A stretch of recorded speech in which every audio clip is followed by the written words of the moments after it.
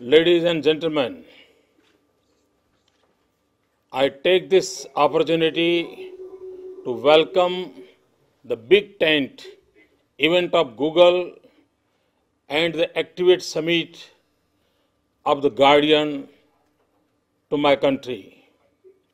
I'm sure the discussions in this forum would give a new direction to the meaningful use of technology for society at large.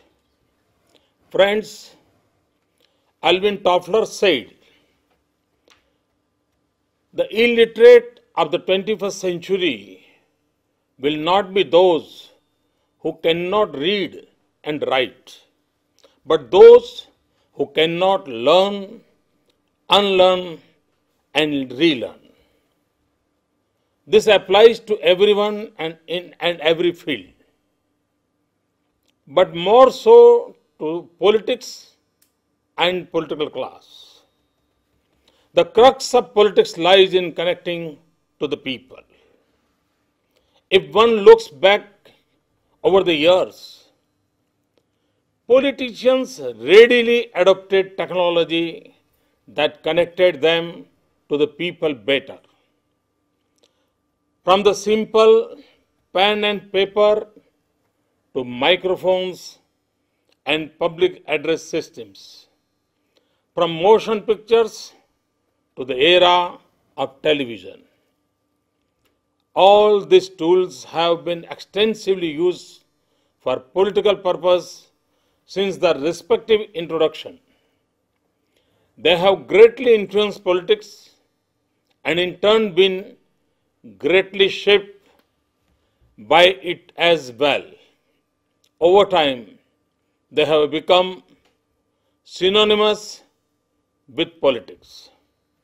Today, web-connected world has brought about another paradigm shift with the internet.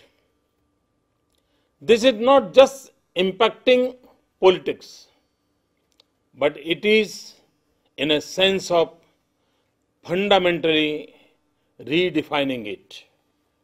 Earlier, technological evolutions helped the politicians more. They could take advantage of new means and dimensions.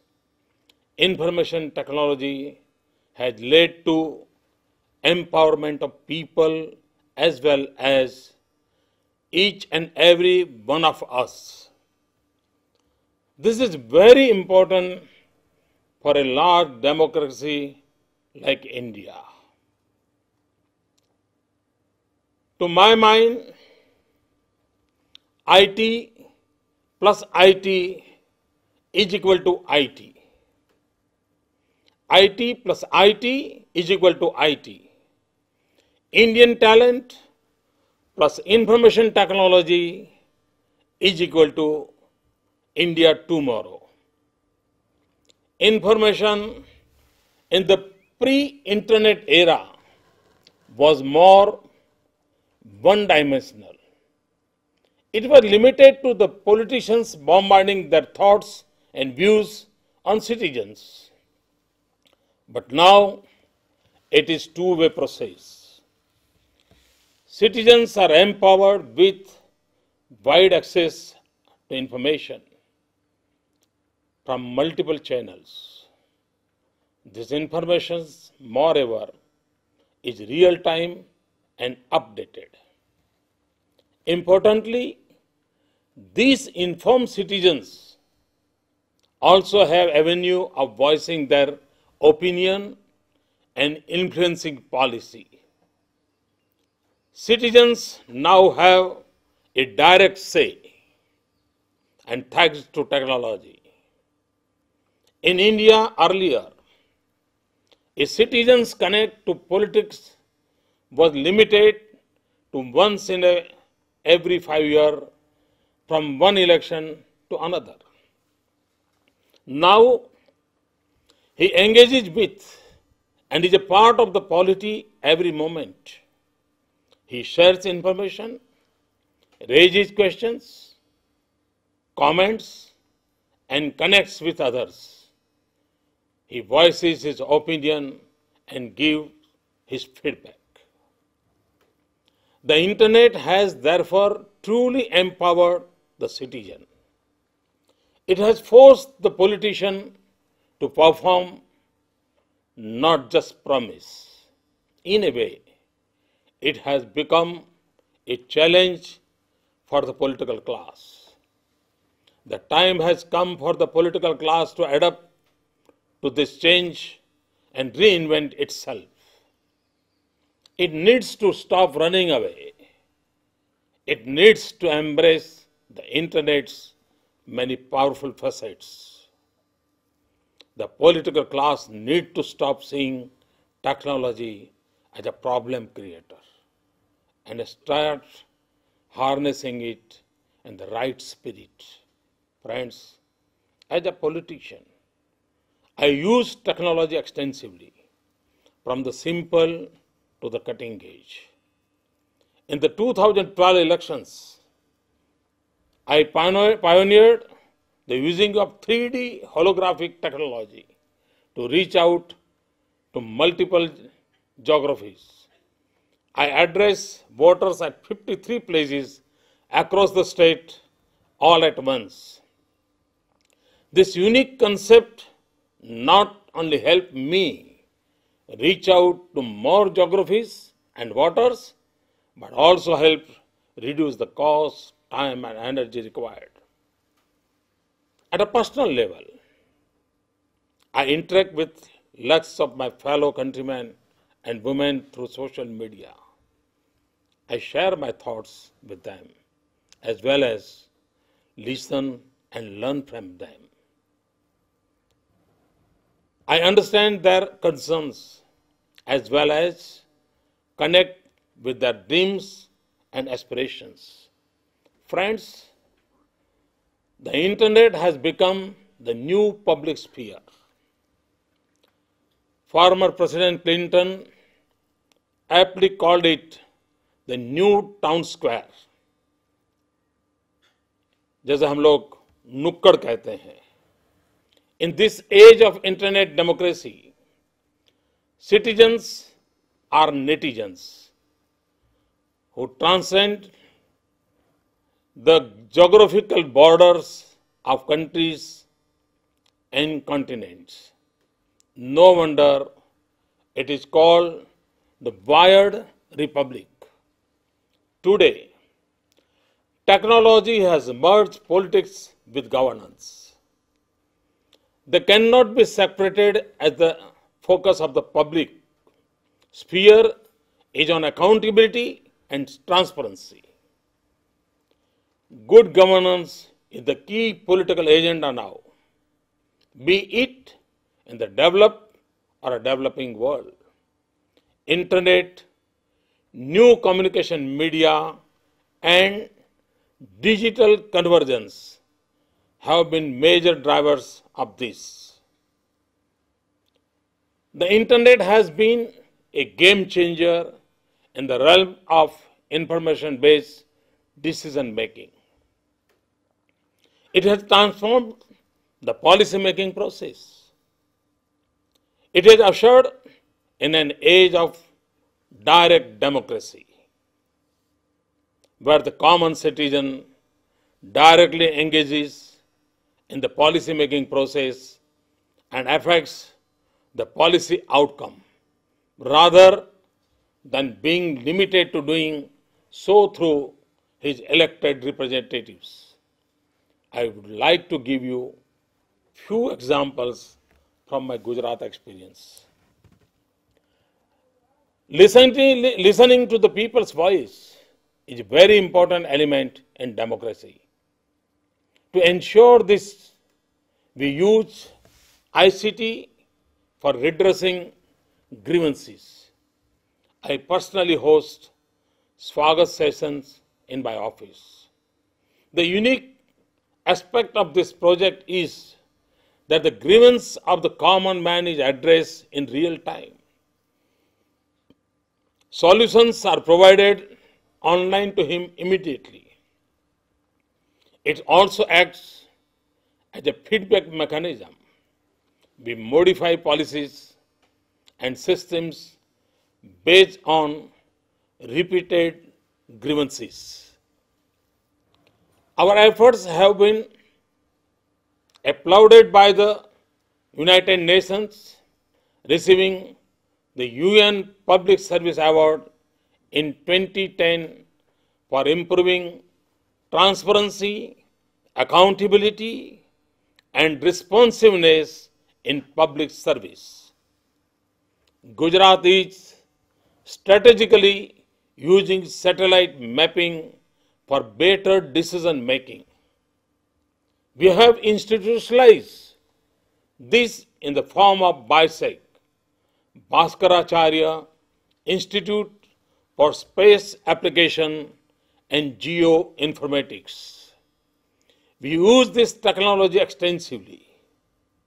From our most modern large-scale projects like building Special Investment Regions, SIR, and smart cities to give right of forest land to tribals. Earlier, when politicians used to lobby for infrastructure like schools and hospitals in their constituencies, we did not have any scientific method of deciding the allocations.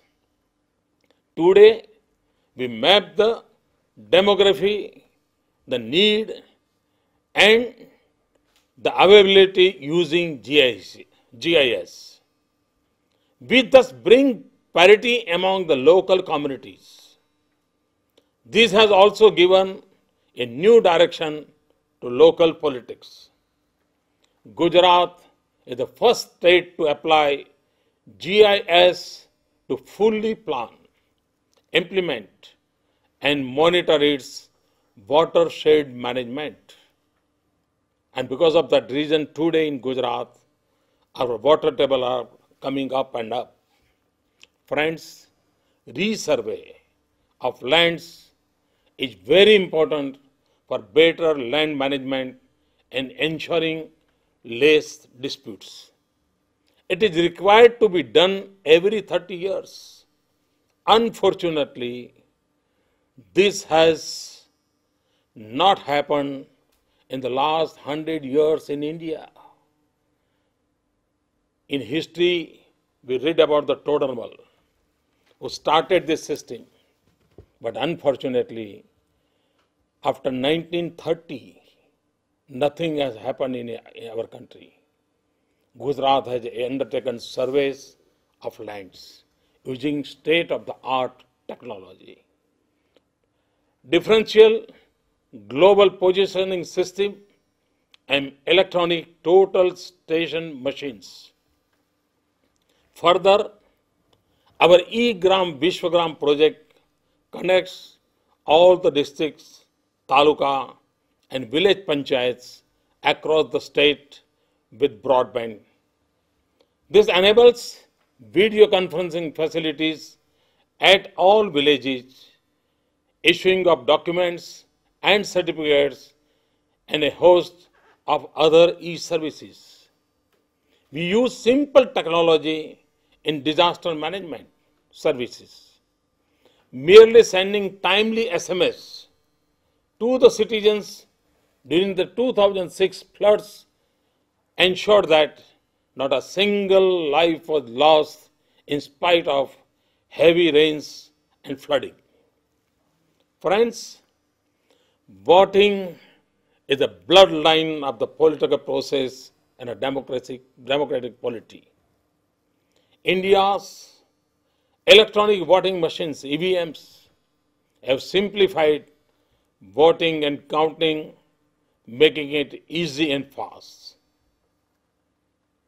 But friends, I would like to give you one information. We are one step ahead. In Gujarat, we have graduated from EVM voting to e-voting, launching on a pilot scale in a municipal election. Our pioneering efforts have been acknowledged with many awards, including the National Award for Excellence in Government processing re-engineering. Advanced technology is rapidly transforming the government-citizen relationship. Social media, in particularly, provides a great platform for the government to engage with citizens. To give you an example, when we organized the Sabarmati Riverfront photography competition on social media, several thousand participated, amateurs as well as professionals, sent entries in a large number. The competition reached out to more than 200,000 citizens and helped increase the popularity of the riverfront in a manner no paid ad campaign could have. I find it extremely interesting to see how netizens have evolved their own language and dictionary of words. Here, neither the spelling nor the grammar matters. 140 characters can convey it all. This dimension also plays a very important role in empowerment. It gives people from different parts of the world the confidence to overcome their limitations in language. It enables them to go ahead to freely express and connect. In conclusion, let me say that technology in itself is neither good nor bad. That depends on how it is harnessed. While technology in politics plays a crucial role, it would do us a great good to stay away from letting politics into technology. Deployed in the right way, technology can be an extremely powerful force, capable of bringing about great change. The challenge is how better we can connect the common man to this WWW world. We need to find solutions by which he can connect in his local language. We must focus our technological policies and innovations on the greater good, empowering people and nurturing a development-based agenda. Thank you very much. Thanks to Google. And as far as Gujarat is concerned, we are always working with Google and Google is working with us. I'm sure this technology will help us in the future. Thank you very much. Thanks a lot.